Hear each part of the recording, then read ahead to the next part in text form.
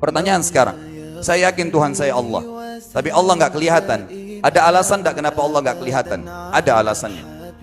Anda tanamkan baik-baik, ini masalah akidah yang paling penting. Kata Nabi, atau disebutkan dalam banyak riwayat, bahwasanya nabi-nabi pun belum pernah ada nabi yang lihat Allah, termasuk Nabi Muhammad SAW. Kita ambil dalilnya dalam hadis Bukhari. Waktu Nabi SAW pulang dari Isra Mi'raj, jemaah sekalian, Aisyah bertanya radhiyallahu anha, berkata, istri beliau, ya Rasulullah, hal tara rabbak? Apakah anda waktu Mi'raj ke langit, terima perintah salat, sempat lihat Tuhan anda enggak? Lihat enggak Allah itu bagaimana? Apa jawaban Nabi SAW? Nurun ala nur anna arah. Allah itu cahaya, di atas cahaya, terang sekali. Bagaimana saya bisa melihatnya? Artinya Nabi SAW mengatakan, saya sendiri belum pernah lihat bagaimana itu Allah. Contoh sebelumnya Nabi Musa alaihissalam. Nabi Musa waktu menerima wahyu Taurat, itu selama 40 hari, turun Taurat lengkap. Al-Quran 23 tahun baru lengkap. Kalau Taurat 40 hari, nunggu di gunung Tursina. Tursina sebuah wilayah di Mesir sekarang. Itu banyak gunung-gunung batu, ada satu gunung batu yang tinggi, Nabi Musa nunggu di situ. Setiap hari Jibril datang turunin surah, turunin ayat gitu. Setelah berlalu 37 hari dari 40 hari menunggu Taurat turun, Nabi Musa alaihissalam tiba-tiba bertanya kepada Allah, mengatakan begini dalam Al-Quran, A'udzu billahi minasyaitonir rajim, Rabbi arini anzur ilaik. Wahai Tuhanku, izinkan aku melihatmu. Aku beriman kau ada ya Allah, tapi aku ingin lihat kau bagaimana. Allah menjawab, tidak mau mengecewakan Nabi Musa, sebagai manusia Allah mengatakan, lan tarani. Perlu anda tahu dalam bahasa Arab jemaah sekalian ada 3 kosakata la, tidak yang berarti tidak. Ada la biasa artinya tidak, ada lam dengan mim, lam artinya tidak pernah, ada lam dengan nun, lan artinya tidak akan pernah. Allah mengatakan apa? Lan tarani, kau tidak akan mampu melihatku hai Musa. Tapi Allah nggak mau kecewain Musa. Ternyata Musa selama 37 hari jemaah sekalian kagum-kagum melihat gunung-gunung batu di situ. Pergantian siang malam, burung-burung yang terbang, air yang mengalir di lereng-lereng gunung. Lalu dia mengatakan, Allah mengatakan apa? Walakin unzur ilal jabal fa in istaqarra makanahu fasawfa tarani. Coba kamu lihat gunung-gunung batu di sekitarmu hai Musa. Kalau mereka bisa menampung kedatanganku, kata Allah, kau akan bisa melihatku. Apa yang terjadi? Allah lanjutkan, falamma tajalla rabbuhu lil jabal. Waktu Allah baru niat mau datang, belum datang, ja'alahu dakka. Semua gunung batu itu hancur lebur, tidak mampu menampung kedatangan Allah. Wa kharra Musa sa'iqa. Lalu Musa pingsan tiba-tiba. Waktu Nabi Musa bangun, langsung ucapkan kalimat, amantu billah. Saya beriman pada Allah.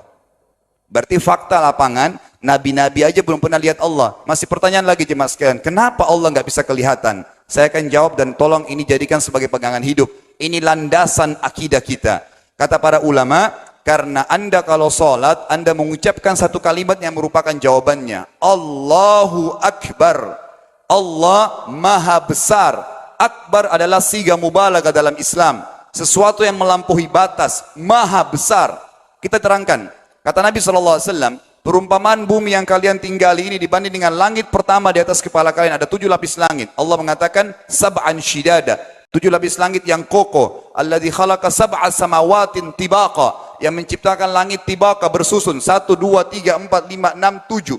Allah di atas langit ke-7. Kata Nabi SAW, perumpamaan bumi yang kalian tinggalin dibanding dengan langit pertama di atas kepala kalian, ibaratnya seperti cincin yang dibuang di padang pasir.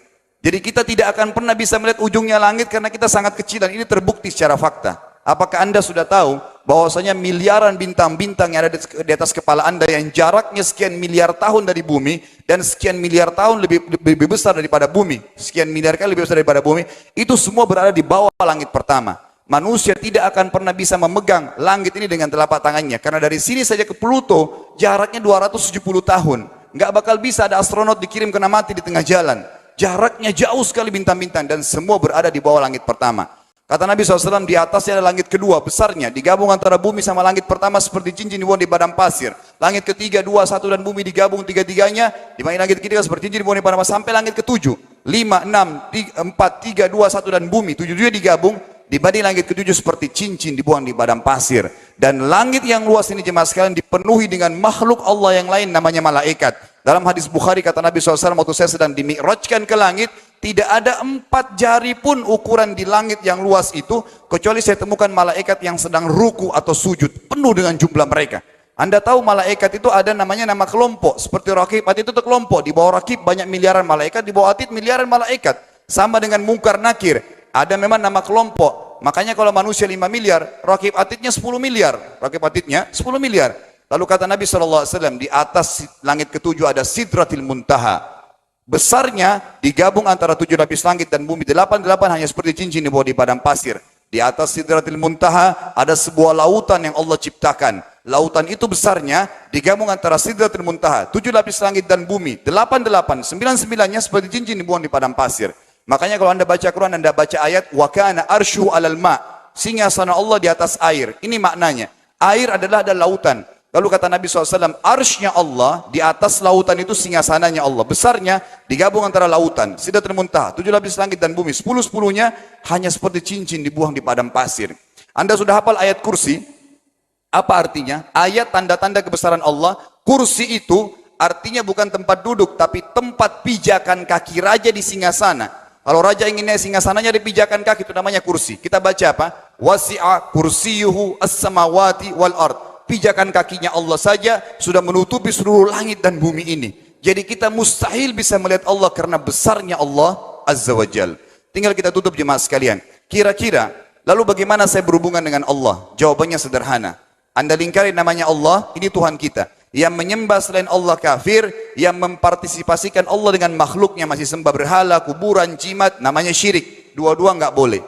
Untuk berhubungan dengan Allah yang tidak kelihatan dengan mata kita ini, tapi kita bisa rasakan keberadaannya, cuman satu cara. Di bawahnya lingkarin ibadah. Salat, puasa, zakat, haji, takziah, ziarah kubur, semua ini adalah rangkaian ibadah untuk berhubungan dengan Allah. Semua ibadah ini jemaah sekalian harus seperti yang Allah mau, bukan yang Anda mau. Ini penting. Karena kalau tidak seperti yang Allah mau, Allah tidak terima. Bagaimana caranya supaya bisa seperti yang Allah mau? Ikuti buku pedomannya. Ada Al-Quran, ada Sunnah. Yang beribadah keluar dari dua pedoman wahyu ini tidak akan diterima oleh Allah. Seperti Anda kalau kerja di perusahaan, pimpinan perusahaan kasih peraturan. Senin pakai baju kuning, Selasa baju hijau, Rabu pakai baju hitam. Datang jam 7, keluar jam 5 sore. Ternyata Anda tidak. Hari Senin Anda pakai baju yang hari Rabu, datangnya jam 9, keluar jam 2 siang, dikeluarkan oleh pimpinan atasannya. Itu baru peraturan manusia. Bagaimana dengan peraturan Allah Azza wa Jal? Maka kita simpulkan semua jemaah sekalian adalah, yakinlah Tuhan Anda Allah ada, satu-satunya Tuhan. Kalau Anda sedang sakit, yang ciptakan Anda Allah, yang ciptakan penyakit Allah, yang menciptakan kesembuhannya Allah. Kalau kita sedang musibah sama, kalau kita sudah senang juga sama. Semoga Allah SWT menjadikan kita orang-orang yang senantiasa beriman padanya, dan juga selalu berteguh dalam keimanan tersebut, serta mengikuti syariat dan hukumnya.